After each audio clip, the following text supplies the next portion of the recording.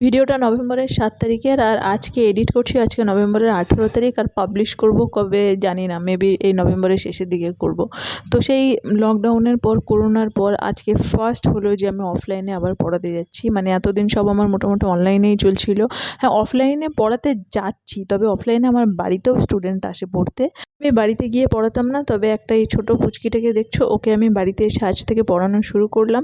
তো ওদের বাড়ির পাশেই আমার আরেকটা স্টুডেন্ট, যাকে দেখলে শরণ্যা, ও এখন ক্লাস 6-এ উঠে গেছে। ও সেই 1 না 2 থেকে আমার কাছে পড়তো। ও এখনও আমার কাছে পড়ে, তবে অনলাইনেই পড়ে। তো আজকে যাকে পড়াতে এসেছিলাম ওর নাম হচ্ছে দেবাশ আগরওয়াল। তো ওদের বাড়ির পাশেই শ্রীদাত্রীদের বাড়ি। শ্রীদাত্রী এখন আমার কাছে অনলাইনে পড়ে, তোমরা সবাই তো জানো। ও জার্মান থেকে ফিরেছে, ও জার্মানে থাকতো, যারা আমার পুরানো ভিডিও দেখো। তো ওকে পড়িয়ে আবার ওদের বাড়ির পাশে রিশানদের বাড়ি। তো ভাবলাম এসেছি যখন, রিশানের আজকে আমার বাড়িতে যাওয়ার ছিল পড়তে, তো আমি এসেছি যখন একবার পড়িয়েই চলে যাই। তো পড়িয়ে টড়িয়ে আমি বাড়িতে চলে এলাম, আর পুচকিকে রেখে গেছিলাম আমার মায়ের কাছে।